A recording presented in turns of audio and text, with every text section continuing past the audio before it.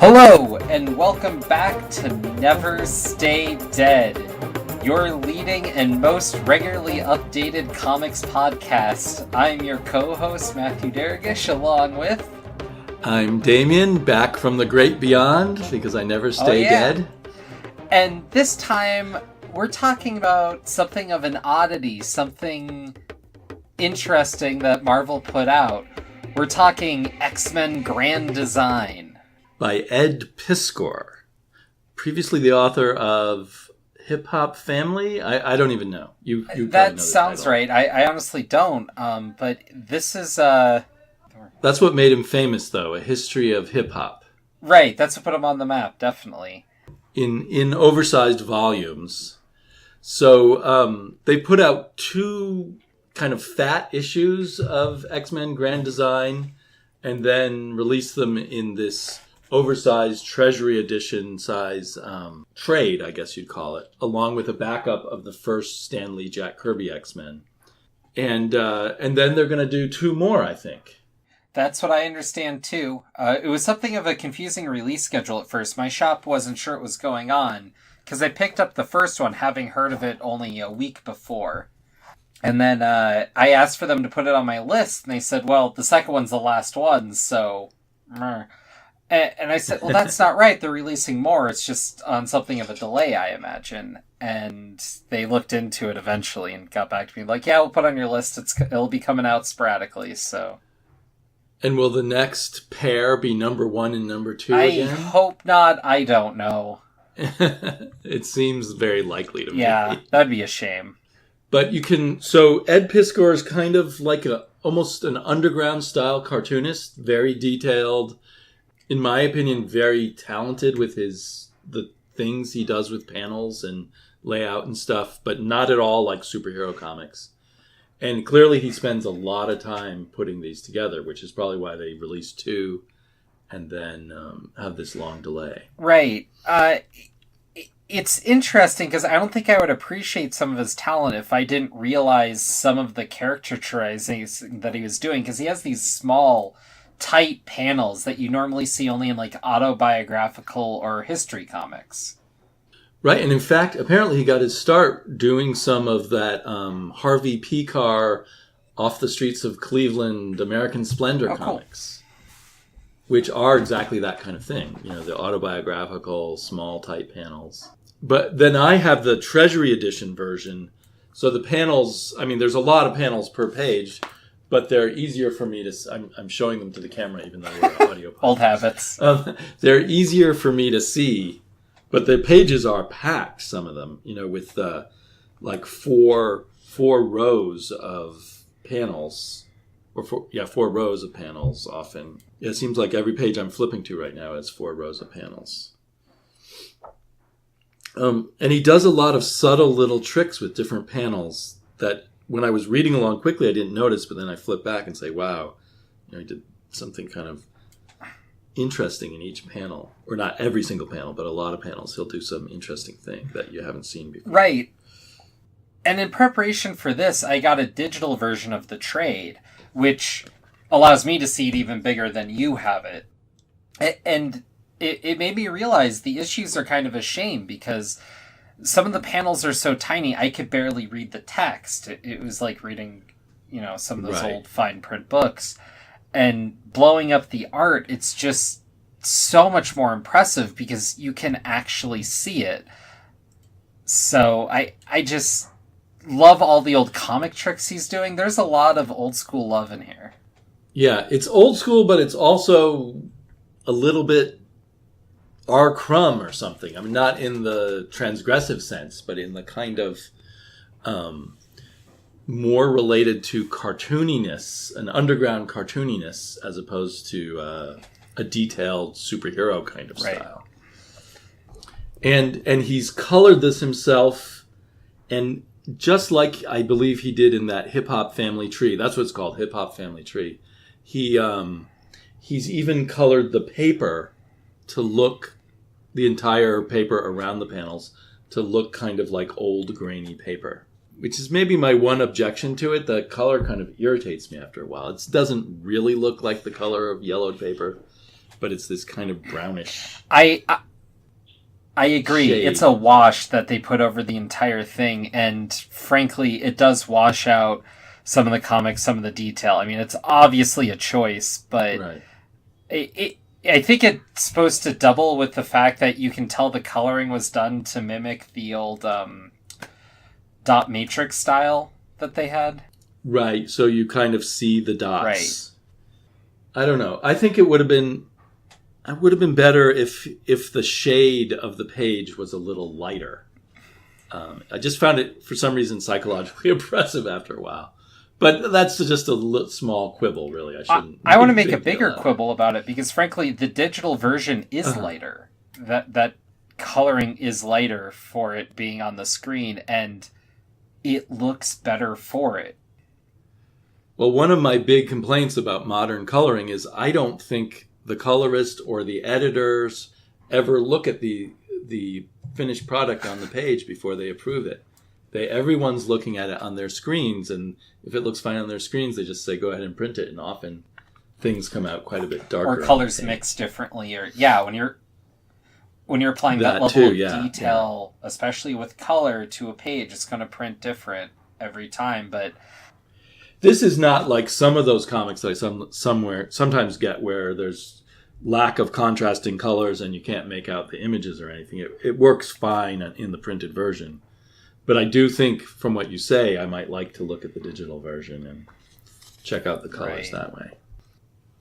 And even though he's mimicking some of the qualities of the old school comics coloring, he's actually putting in subtle little tricks that you could only do in Photoshop in them too, where he drops in patches of color and stuff in ways that they just didn't do back in the old comics. So there's a subtle interplay between the modern and the... He definitely chose a style, at least between these two issues, that remains consistent throughout. So it really helps blend it in a way that I think maybe sometimes comics overlook, where that consistency of art helps tell a more consistent story. And what's beautiful is it's hard to piece together how much this would be, because this first issue is the pre-history of X-Men. Basically everything that takes place before the first issue of X-Men. Right. We should say that this whole X-Men Grand Design seems to be a collating of the entire X-Men history. And because I have gaps in my X-Men knowledge, as probably most people do, am not sure if Piskor made up anything himself or if everything comes from some comic somewhere else. Because he puts in bits of history that no one knew back when issue number 1 of the X-Men was written, and fills in stuff. So issue 1 is kind of the prehistory of the X-Men, which I presume is mostly culled from, X-Men comics from the 80s and 90s and beyond. And then issue 2, or chapter 2 in the trade, is kind of summarizes the entire first run of the original X-Men, the first, 63 issues of the X-Men before they were canceled. Right. One of the weirdest parts of comic book history, in my opinion. But we'll get there. So this prehistory, like you said, is mostly cobbled together 90s up, I'd say. But there's definitely bits from the 80s, especially once you get Claremont coming in to help redefine the X-Men, give some that. But there's also some that happened within that original chunk. Most notably, one part that caught my fancy. And before I go into this, I should note, the trade edition does not have a listing that the issues do. So in the back of the issues, it will say on page, 1, this is what we're talking about, and this is the issue we're referencing. And so, whereas... So I didn't have that access to that. So as I was reading, I didn't know whether, something that happened came from an issue from 1987 or 1965, for instance. And I was wondering as I read it, so one of the things in the background that wasn't in the original issues is that the mutant master is searching for the person who's going to be the next host for the Phoenix Force. Does that come from some later comics, or did Piskor put that in himself? It definitely is something that was mentioned. My guess, though, is that it's something mentioned in one, maybe two random comics much, much later that was meant to build up something, and he took it and built it in here. It's kind of the spine of the story that, unbeknownst to everyone, the Phoenix Force is coming, and there's these aliens who want to, capture right, the and that's power definitely of the played up Phoenix more than it is, even if you're to look at the issues referenced for all this build-up stuff. And a lot of this build-up stuff is sometimes flashbacks in a random issue. Definitely stuff between Professor Xavier and Magneto, There's some of that. What's funny is on page 6, for a part that I really enjoyed in Grand Design is when Magneto's still at the camps and it's World War II. Logan and Captain America come up on the camp, and Captain America's shield is pulled from him by Magneto to take out these Nazi soldiers, and they're both kind of just confused as to what happened. Yeah, that's page 10 in my version. Yeah, so that is kind of retroactively saying in the golden age of Captain America, there was Wolverine and Magneto in the background that no one knew about at the time. And that kind of sets the tone for the whole thing. There's all these things in the background that you would never find in the comics of that time that were right. One part that really built up for me was, like I was getting to earlier, this happened during the original run in backup stories, was Iceman joining the team because Scott Summers and Xavier hear about this mutant who's in trouble because Bobby got in trouble for using his powers to pull a bully off of his girlfriend, basically.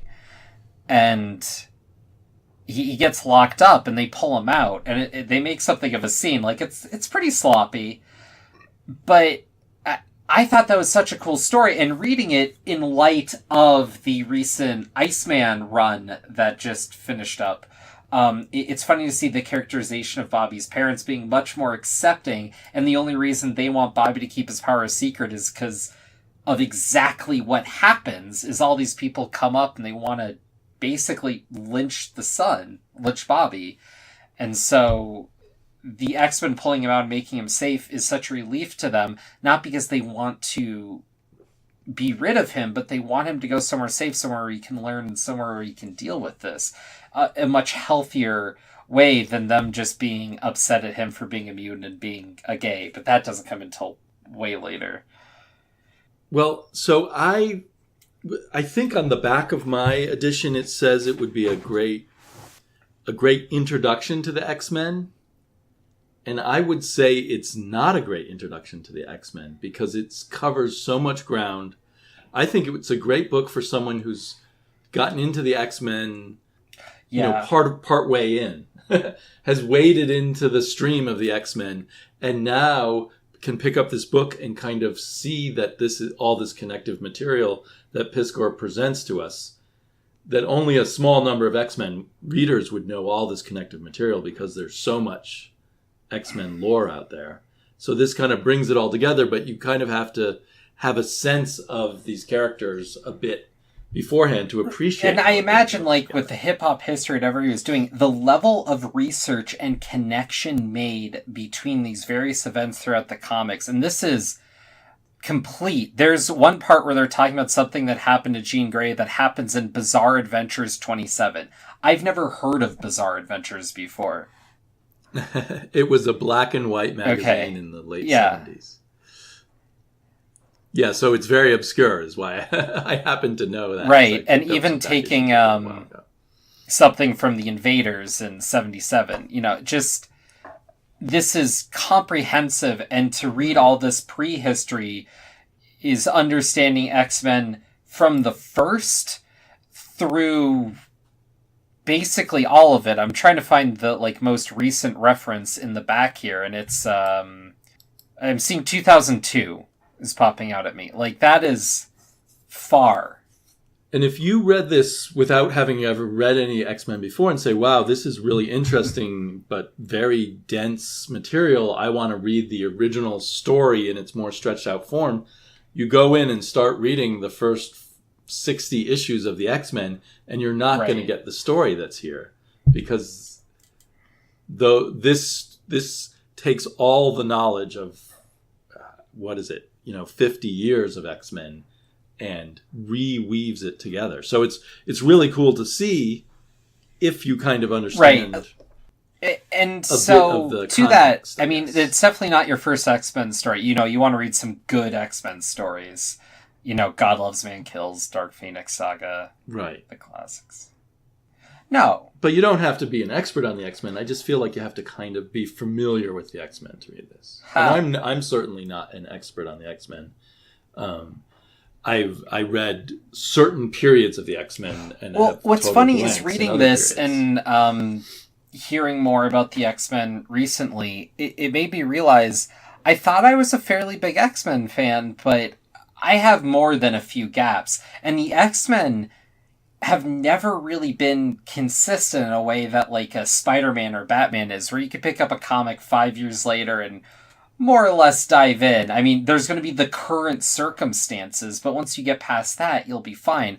Whereas every few years with the X-Men, you're looking at different team members, different circumstances, different history coming in. It's one of the most dense and imparsible continuities in all of comics. I think the only franchise that needs this treatment more than the X-Men would be the Legion at DC. Yeah, I could see this done with the Legion of Superheroes. That's a good analogy. But even the Legion of Superheroes doesn't... I mean, there's lots of great big stories in the Legion of Superheroes, but I don't know if it has the same level of threads going through it, of like the whole Dark Phoenix thing and the whole conflict between Xavier and Magneto. These are kind of epic threads that go through large portions of and still aren't finished, of the mythos of these things, and never will be, because someday, of course, these are serial storytelling. Professor Xavier was dead for a long time. Now he's back, and he's died before. He died during this early version, right? But he's died about as many times as Jean has. I think he's pretty bad for it. Most of the X-Men are worse than average as far as the death and return aspect, which is something we have to focus on, I guess. And sometimes with no explanation, like when what's his name, Colossus came back. That was the beauty of it, as Joss Whedon said it, was that you didn't need it, you just need the magic of the moment to sell you. I still think it's corny, but a lot of people were sold on it. But then he went and he didn't really kill, but he dispatched Kitty with the giant bullet, which I think is one of the most ludicrous things in all of X-Men comics, and that is a bar. Anyway, we're diverging. I think it's almost impossible not to diverge. I mean, this isn't a comic we can sort of summarize and start from beginning to end. So there's this intense art that when you spend time with it, you start to appreciate more and more. There's also this weird narration that kind of is sort of, but not exactly like maybe the narration in a documentary movie or something, because it's in the present tense. So it wouldn't be the way you would read a biography of the X-Men in a novel, or not a novel, but a prose biography or something. It's and it's all, I guess, being narrated by the Watcher, but I think that's the beauty of using the Watcher. To it. I think part of the reason the Watcher was introduced was to kind of have an in-context narrator and have a little more fun with that. And they've played with that maybe too much since, but I think that was kind of the idea of having the Watchers to begin with. And so having this voice watching over it, but letting you lose it because they're just following the story much as you are, I think is a good way to have it as an omniscious voice. But so he's there for a framing device. You know, it's funny. I thought it was all in present tense, but now I'm looking over the panels, and sometimes a lot of it's in past tense, but then there'll be present tense moments. Moira's thesis contains rare information about mutant physiology, which could be the key ingredient for Charles's secret device. It's almost in a way, like reading yeah. I headlines mean, or something. what's funny is every page is referencing like 1, 2, 3 comics. Like, Right. something that kind of bothers me too, now that I think about it, with the printing and going back, is they have this reference, and so much is based on page by page. They don't have page numbers.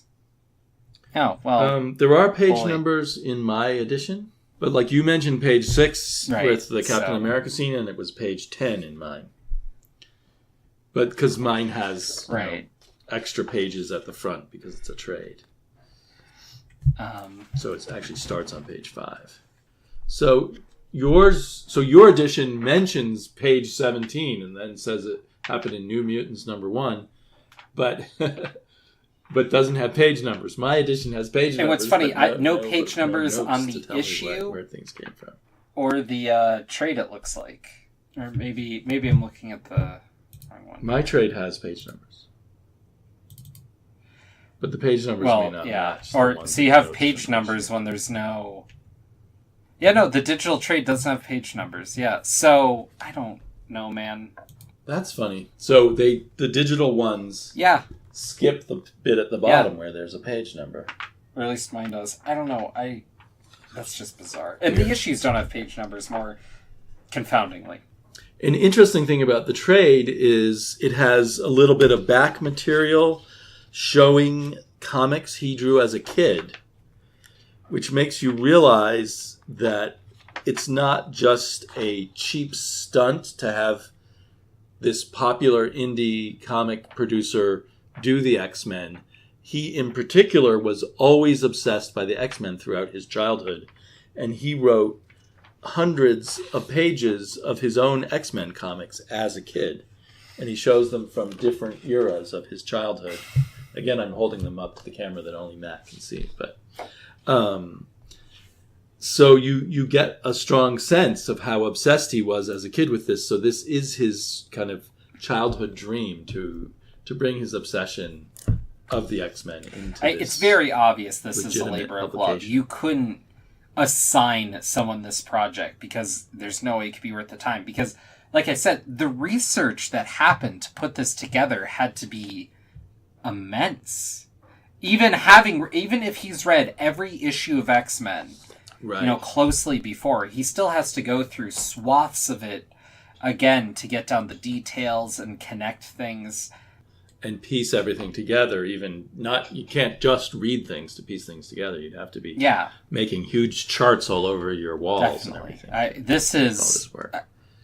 I mean, if you know anything about X-Men, you come through it, and just as a lover of comics, this is such a love letter to X-Men in particular that I think it's worth viewing in its own right. It's worth its own weight, even if you're not the biggest X-Men fan. If you've lapsed, whatever, check this out, definitely. So for Ed Piskor, it's kind of a childhood dream come true. I think for Marvel, they're hoping to capture this audience that buys things like the Hip Hop Family Tree, but maybe doesn't buy Marvel Comics.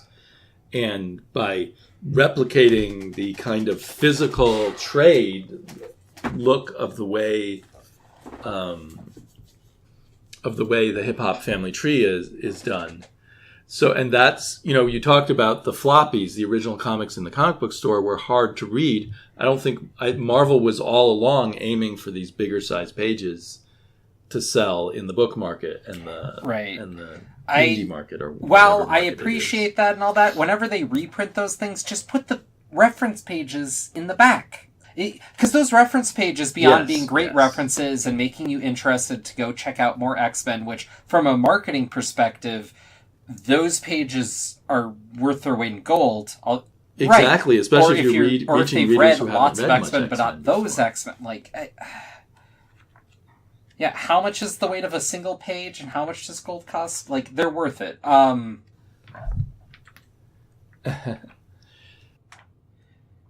Two text-only pages, or even if they're images, who cares? Yeah, it'd be 2 full back, front side pages to account for the 2 trades collected. That is nothing.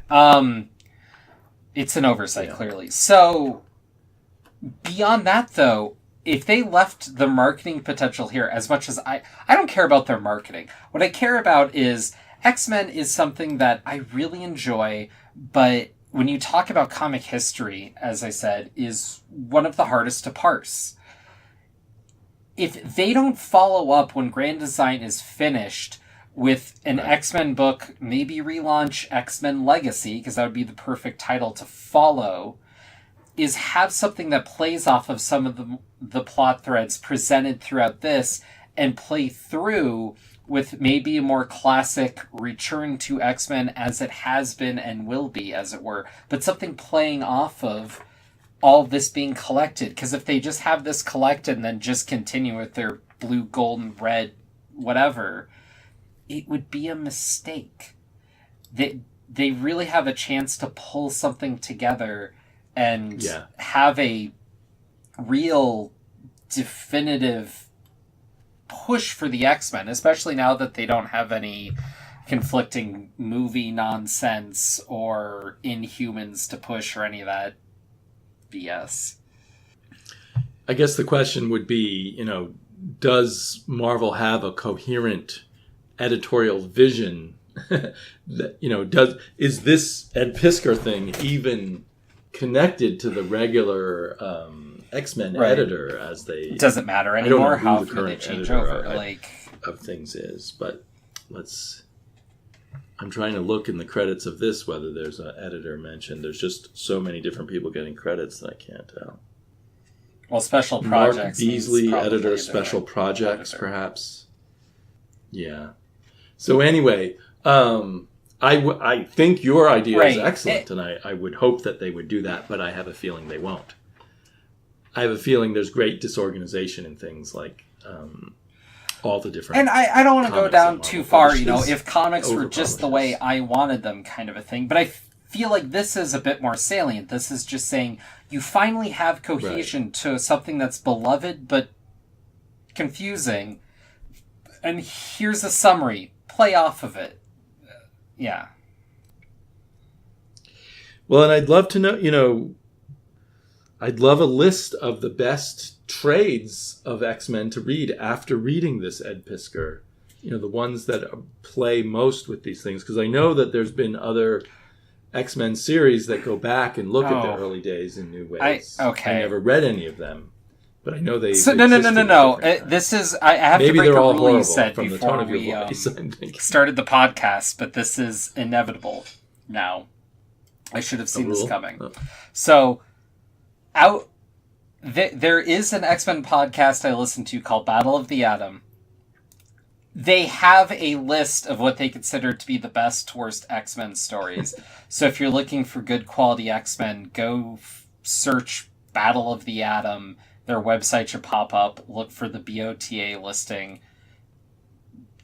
The top, so many will be good places to dig in on some good X-Men for people out there.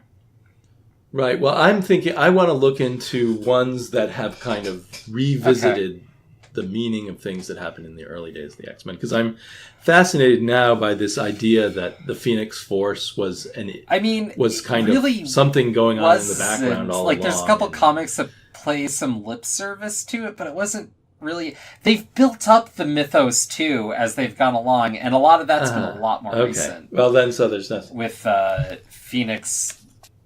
I can't remember the name of it. They had some Phoenix thing where they brought Jean Grey back from the dead recently, and that played a big part of that. The play up with Hope and young Jean Grey was part of that too, with Hopeless writing all of that, which was fascinating. A lot of young redheads running around talking about the Phoenix, so there's a lot of that for you to dig into. Yeah, where's the bald fat guy who gets the Phoenix Force? When's that happen? I wasn't saying that, but we can go there. Me. When am I going to get the Phoenix? This is definitely something I'm going to reread. I'll probably read some X-Men, then I'll come back and reread this. And it's almost like a reference point to an anchor to reading bits and pieces of the X-Men scattered about. Right now I'm craving to go back and read the last Mm-hmm. bit of the original X-Men run, which was mostly drawn by Neil Adams, with the Polaris? introduction of what's Magneto's daughter's name? Havoc. Polaris. Summers. Polaris. Well, and one of brother the brothers. Scott Havoc. I'm surprised they actually didn't add that in. A bit more. There's another brother. So the third Summers brother was a long-running plot thread throughout X-Men that was picked up and dropped and picked up and dropped. So for the longest time, it was alluded that Gambit was the third Summers brother, thus the glowing eyes and the brown hair and the explodey bits. There are things that are kind of oddly contextless or oddly emotionally adrift, emotionally unconnected. Like Xavier leaves, is it Dr. McTaggart? Is it Moira who he has the baby with, who is Legion? So we just have him leaving her as she's pregnant. But it's like, huh? That just I know that has to happen because later on we, have Legion. Mm-hmm. And then we have Legion pop up, I guess, as a boy with the crazy hair. But it's not put into any kind of context. It's just there, I guess, because that happened early on. And now that you bring that up, it makes me realize that there's a lot of prehistory of X-Men that's skipped over because it wouldn't fit very well, especially anymore. There's a lot of Professor Xavier being a jerk 5 Ways to Sunday, and some of his psychic repression that leads to Onslaught, which is a big part of what happens in the 90s. But they don't mention it here because who cares about Onslaught anymore? Yeah, maybe they just don't even want to... I mean, even though he includes so much here, clearly he would also have to just make some editorial decisions. Not his editor making decisions, but... Oh, sure. I mean, definitely. I mean, when you realize how many comics he's combing through, page by page, it's... Yeah. It's 100% him razoring down to what he feels important and nothing else. So what was the first X-Men comic you ever read? Well, the first X-Men comic I read, and to be clear, this is the 90s X-Men #1. Right. Now, Damien, do you know what my second bought X-Men comic ever was? Well, I happen to know it was also X-Men #1 with a different cover. Oh, it's all good. That's how I learned about variant covers, and I've never been more dismayed about a comic purchase. I cried, actually. It was... So back when comics were a large part... The price of comics was a large part of your income, younger. So to speak. How old were you? Like 9 or 10 or something? Or even younger? Well, and they were all gorgeous covers, and so I was just looking for what was cheap, and, I pulled one, then I pulled another, and yeah, they were back issue. I mean, not by much, I don't think, in retrospect, but they were in the bins and not on the shelf, because when I was a kid, I was daunted by the shelf, and I'd only go and pick out back issues. Usually I could get them a little cheaper, because that's how things were in the day, and 2... I never wanted to pick up a storyline I couldn't complete. And you started in the age of completion. I started in the age of no way was there going to be completion. And so my first X-Men was actually not the X-Men, but it was Amazing Adventures starring the Beast. And he had blue fur, and I had no idea who he was. And he was battling, Kane Marco, the Juggernaut. He was battling Juggernaut by himself. Well, I didn't even know he was Kane Marco at the time. It's just one of those brain farts there where I couldn't get the word Juggernaut out of my head. And then I found the current X-Men that were actually reprints. Was the next thing I found after that. So I went from the Beast being blue-furred to the Beast being drawn by maybe Warner Roth or something from the middle of the run of the Silver Age X-Men. And I had no idea that the Beast was the same person. It took me forever to figure that out. But I figured it was all connected because one of my early issues there had the Juggernaut in it. So. When I was a kid, I loved the Juggernaut, but for me, the big Juggernaut story was that Spider-Man one where he gets stuck in concrete. Spoilers. Is that the one drawn by John Romita Jr.? Roy Thomas. Well, and to keep going on Juggernaut, during the Australian phase of X-Men, there's a 2-part Juggernaut story. Oh, my favorite factoid of the Juggernaut comes from there. He's a huge Dazzler fan. I totally missed that. And refuses to hit her. That's hilarious. Oh, man. I knew that at some point he became a good guy for a while. Right? Oh, no, he did. That was later. Yeah, that's sort right. Of He did. A member of the team. I spaced that. That is true. And then also during the M2 phase, for you 90s kids out there, J2 was one of the books in that lineup, which was Juggernaut's son, but he was a superhero with a chrome Juggernaut look and a plaid shirt tied around his waist because they had to make the most 90s looking Juggernaut design possible.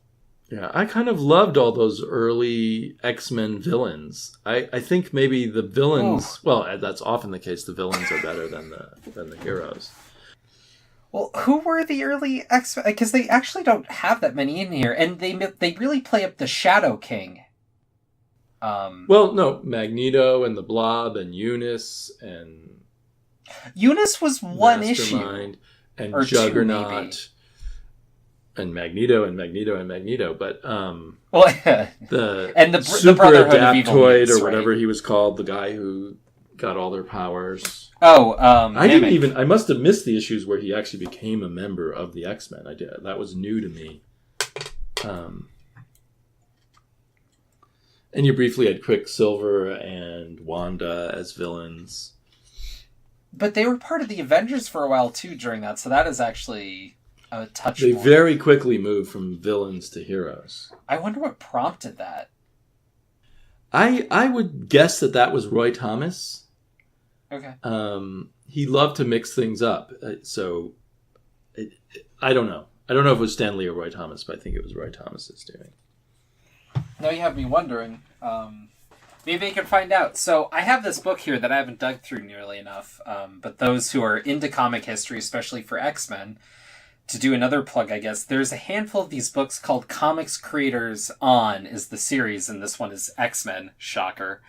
And there's a list here of creators that they did interviews with, and Roy Thomas is on there, so is Stan Lee. And then a lot of the people you'd expect up through Morrison and Mark Miller talking X-Men. Mm-hmm. So I'm wondering if... Did Mark Miller do X-Men or just Ultimate X-Men? Not that it matters, but I just... that's a good here. Question. My memory is not there for that. Or did he do Ultimate X-Men? I don't even know what X-Men he did. If I look real quick, it might be telling. I'm not even sure. I don't... Maybe, again, because even with the original run, haven't read all the issues. Is Mutant Master a character in the original run, or did he get inserted afterwards as being behind things? I swear like he'd have to be in there, but I don't know. I have to go back and look. So, and if he was in that original run, I assume he never appeared as a Cthulhu-like alien, as he eventually shows up in the Grand Design. Well, that's a big assumption, because we're talking early comics and anything was up for grabs. So to answer real quick, Mark Miller was Ultimate X-Men. Yes. Okay. Yeah, that was... Anyway, was that a good book? This book? The Comics Creators of X-Men? I assume it is. I haven't dug through it the way I've dug through the Spider-Man one yet. So... Okay. But the series is good. There's one on the Fantastic Four as well. Should you care? It's a shame when you... I'm guessing with Stan Lee and Roy Thomas, they're not going to have a lot of self-examination about what was going on and what went into the X-Men. But since those two set up the kind of basics of the series. Well, I mean, Kirby was there too. Well, Kirby was there, and then Roy Thomas came in after Kirby stopped illustrating it, and it was people like Don Heck and Werner Roth. But yeah, Kirby was there too. But obviously, you can't interview Kirby anymore. But none of those older guys. Well, I don't know. Maybe Kirby would in the under the right circumstances, kind of dig in deep. Right. But now that we know how important the X-Men have become to sort of American comic book history, what was going on in the minds of Roy Thomas and Stan Lee and their artists is of greater interest than it would have been back then. Right. And what's funny to me, too, about this Grand Design era that we're covering, I mean, the pre-X-Men's almost more interesting the second issue of the '05 stuff, though it being summarized helps a lot because you're able to just blow through the interesting parts.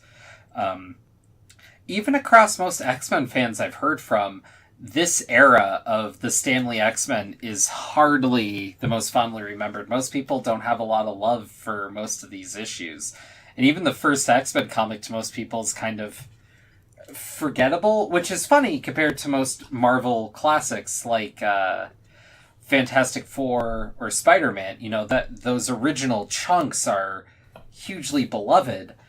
But for the X-Men, just not so much. Yeah, I mean, I liked them when I encountered them, but I guess I didn't love them the way I loved lots of chunks of the Fantastic Four. I feel they were written in a clunkier way, like they were trying to do more soap opera, but maybe they weren't very good at it. Well, it doesn't feel like kind of the mission statement of what we know the X-Men to be now was really put in place until after that run, which I think is a huge part of the reason. Right. It was put into place starting with the Giant Size X-Men and the new X-Men. And built slowly from there, even. It wasn't just like right off the bat, we're doing a allegory for racism directly. Right. The whole sense of allegory was much more deeply buried in the early ones. It took the later writers to sort of have an awareness of, hey, look what's going on. Although Stan Lee will say that it was. Well, Stan Lee will say anything. Yeah. The idea of allegory in those early issues, I just don't think is there, because when you look at Magneto, he was a straight supervillain with bizarre superpowers that would come and go throughout these early issues. A lot of these characters have powers that... Sometimes he could just make magnetic forces in the air that would surround people. He had psychic powers early on. Bunch of crazy... Oh, I forgot about that. But, you know, in the little bit of dabbling here and there after reading Grand Design, I found that there was a lot of references to what the mutants' role was amongst the human race in relationship to the Homo sapiens. Yeah. And I think it was just so clunkily done, and there was so much repetitive, boring stuff surrounding it, that it just was less noticeable. And then it was brought out and teased out more artfully, and the characters were done better and all of that when Chris Claremont took over. Right. I mean, I agree wholeheartedly. I'm wondering, do you have any favorite X-Men stories you did read throughout the years after all this? In my memory, I really enjoyed that later Roy Thomas run when he got a good artist, which was mostly Neil Adams. But there was also some good stuff by a few other artists in that period. But I think that Stan Lee and Jack Kirby left the X-Men early on, and Roy Thomas was kind of a beginning writer. And he was just kind of learning his craft and trying to imitate Stan Lee. So anyway, that end period, I don't know the exact issues, that end period of the first run, I think was actually quite good, with the introduction of Polaris and Havoc, and where you get the giant monolith. And I think you have Sauron in there, the guy who turns into a pterodactyl kind of guy. And then I really liked the Chris Claremont era for a long time, through sometime in the 80s where, you know, my life got too busy and I stopped reading comics for some period of time. I mean, I didn't entirely stop reading comics, but I for whatever reason, dropped off of a lot of comics at that point.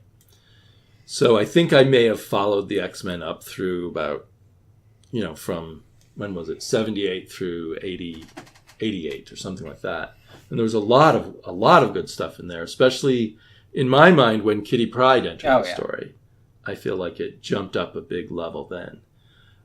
It's slow. I mean, the Dark Phoenix stuff the original Dark Phoenix story is quite good, but that's the beginning of the Kitty Pryde era, and I think in a way Claremont's writing gets even better after that, at least on the small details of character and stuff, even though his epic Shakespearean story has already been told, in a sense, at that point. Yeah, but I don't know.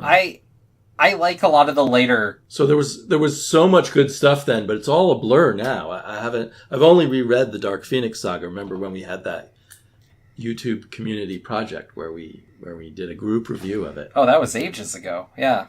Yeah. I got to review the Dazzler issue. Congratulations. That was before I realized I liked Dazzler. I can't even remember which issue I got. But then I think when the Jim Lee era came around, I was buying comics again, but not a whole lot of Marvel. And I dipped into one or two issues around that time. And like you said before, when you stopped for a while, 3/4 of the characters were unfamiliar to me. And the whole storytelling mode was different with all these giant panels and people posing all the time. And I just couldn't follow what was going on. So I bowed out. And then my next memory is Joss Whedon. And I read the Joss Whedon run, and since I had no other context, I know you didn't like it, but I enjoyed the Joss Whedon run. Compared to what I tried to read in the 90s, it was very comforting. I need to comment on that, because I don't want the internet to just sick me. Because not liking Astonishing X-Men is a problem. So it's not that I don't like Astonishing X-Men. Those are some decent X-Men stories. I think they're completely overblown and overrated because all Joss Whedon did was play on, in some ways, lessen things that Grant Morrison set up in his X-Men run, which is definitively one of the greatest X-Men runs of all times, that I'd argue is the best era of X-Men. And I went back after that and read some of the Grant Morrison era stuff. And I probably should go back and read it all. And I remember liking it a lot. But it was cold. It is. It was cold and harsh. And the Joss Whedon was warm and comforting. Yeah. And so it was kind of a shock to go from Joss Whedon back down to the Grant Morrison. So that's why I think I was taking books out of the library at that point. And I was, again, very busy. But I enjoyed it. I thought the Grant Morrison run, what I read, was good. But I think Joss Whedon, because his name is so big, brought a lot of us back to reading the X-Men after having perhaps, like I did, sampling it every now and then and being totally confused. Then I picked up the Joss Whedon run, and it was comforting. It was just like the Chris Claremont run that I remembered in terms of the characters and the basic relationships and stuff. And it had this kind of cool art that at the time, I'm now less of a fan of, what's that artist's name? But anyway, at the time I was very into him because I was coming off of Planetary. Oh, John Cassaday. John Cassaday, right. Somehow lately when I see a John Cassaday comic, I go, oh, why did I like this guy so much? He definitely has his moments. I think part of it is sometimes he just does better with books than others. Sometimes his style just fits in a way it doesn't always. Yeah, I think what I notice now is that his faces all look kind of blank or something, even though they kind of have a photographic quality to them. Yeah, I can see that. I don't think that's... He's also been less active. I mean, he pops up and then he goes away. Well, I think he just takes more time to draw a book than most, which is... Yeah, I think he's a slow artist, which can be a good thing when you read things in trade. Right. But he's here or there. I like him sometimes. I want to note, too, my favorite run of X-Men that I've read was Mike Carey's on just X-Men. Well, I should try that, because I love Mike Carey on more non-mainstream things. I've just never tried his X-Men. And I should also note that's a heck of a feat, because to me, it's hard for me to enjoy an X-Men book if Cyclops isn't there. He's the one character. Yeah, it's funny. There was a whole period of everyone hating on Cyclops, but to me, he really is the anchor of the X-Men from the very beginning. Even back in this Stan Lee, Roy Thomas era, I always found him the interesting character. I mean, unfortunately, now when I read it, it's like every issue, oh, poor me, Cyclops. But when I read it just in a spotty way, the way you would read back in the Bronze Age, an issue here, issue there, his problems in life felt very real to me. His whole need to hold back and repress himself, that was very interesting. Well, and that's funny to me because now a lot of people think he's dry and whatnot now that so many Marvel characters are all written to be quippy and witty and kind of all one note. They all want to be Spider-Man in one way or another. And Cyclops being the way he was, though, when I was introduced to Cyclops was, again, X-Men 1, during the final moments of Chris Claremont writing him, and he started to have a bit more of that dad joke kind of bit. So it was a little bit more, just enough to humanize him a touch that he would have come around to at that point, now that he finally was in more control and more comfortable with his life situation. And also, he read older than most superhero characters you get.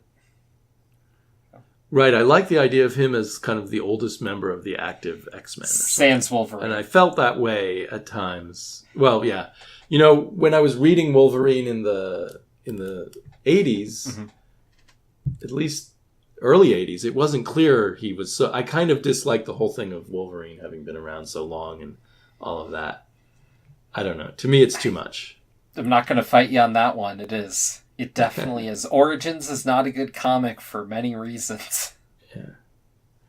And I've read some other Wolverine solo comics where, he can have a third of his brain ripped out and still recuperate. And all of that stuff just kind of drives me crazy.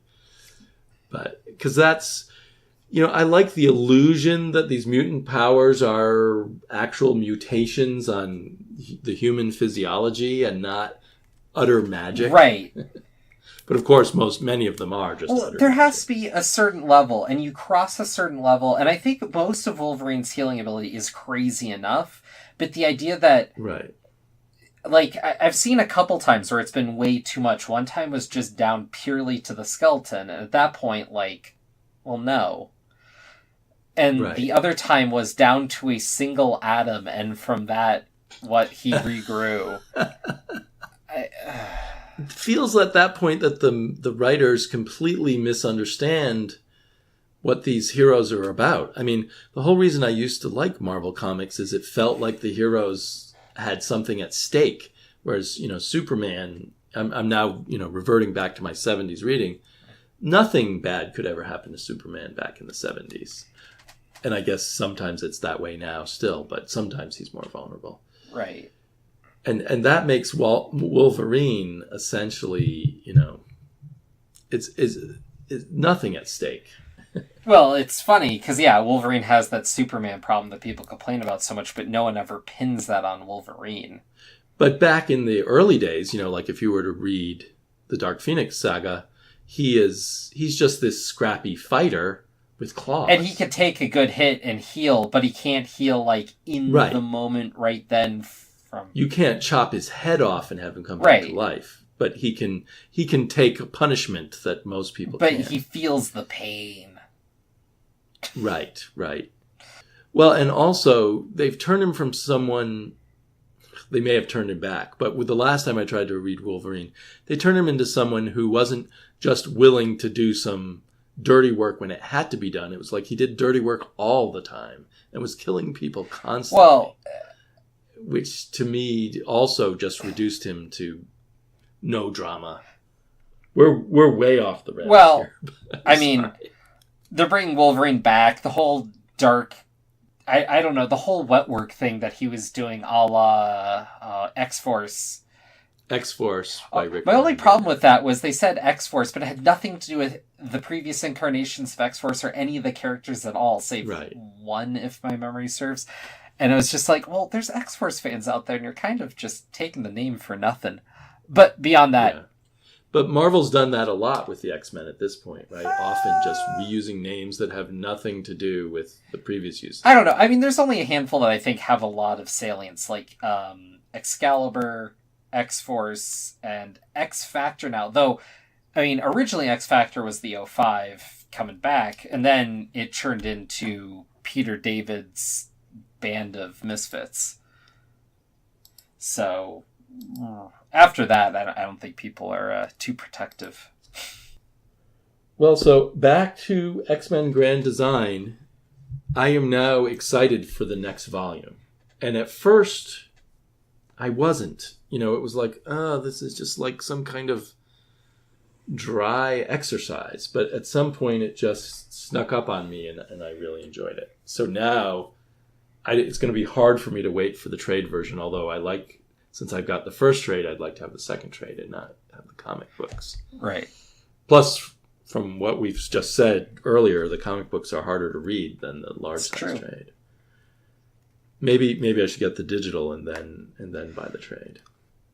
I mean, at this point, you've already dipped in, so you're causing me to spend more money because I would not have gotten this X-Men Grand Design. I've pretty much stopped trying to read the X-Men. It's an understandable impulse. I remember when they relaunched with this whole color coding thing. I was like, oh great. 2 books once a month, meaning 2 books a month, I'm on board. And then they were like, we're double shipping some and then we're adding some other stuff in. And I was like, I'm out. Like, you have to have a controlled amount, otherwise it just poureth over. I say that buying every single Spider Office book right now, but that factors in too, you know. Well, I mean, you've decided Spider-Man's your guy. I'm not decided, but it's your... So... that is the biggest temptation, and Spider-Man's still easier to keep track of than the X-Men. Well, because, despite it being Spider Office books, you know, it's Spider-Man across 2 books, and then Scarlet Spider, which is a book that is being written for me, I swear. Is that Peter David? It is, and various artists, but they're bringing in the Slingers. They have a whole thing with Mysterio. It's so up my alley. If you ever met Peter David, I think you'd have to hug him. I mean, I could. Maybe marry him if you weren't already married. But okay, well, that was I don't have anything more to say about Grand Design. Is there something more, any other thoughts, or we run it into the ground here? I think we've covered it. You know, if any of our loyal listeners have any important notes about the X-Men they'd like to pass on to us, where can they find you? They can find me on Twitter at SleepyReader666. I think that would be the best place to contact me. Plus, they can watch my videos, Sleepy Reader 666 YouTube channel, I suppose. All right. And where can they find you? They can find me on the tweeters at MagicalMatt42. You can listen to my Spider-Man podcast, The Untold Talks of Spider-Man, wherever great podcasts are sold. And you can check out my YouTube channel, which is so regularly updated about once a year now. Wednesday's Dormant, Serial. but full of a rich backlog of videos. Yeah, I was on there for about a decade, so... reaching back to the dawn of YouTube, practically. Yeah. No, I need to get on and do another video. I just don't know what I'd talk about. Actually, I have something, so there's going to be one soon. And I would hazard a guess that eventually, assuming this podcast continues, which I think it will, that we will probably touch on the X-Men in some other fashion. You know, because part of our mission is to go back and read interesting classic arcs and things like that, and there's certainly a lot to pick from in the X-Men. I agree with that, except for the idea that we have any sort of theme going whatsoever, and clearly we should only be talking about Death and Rebirth comics.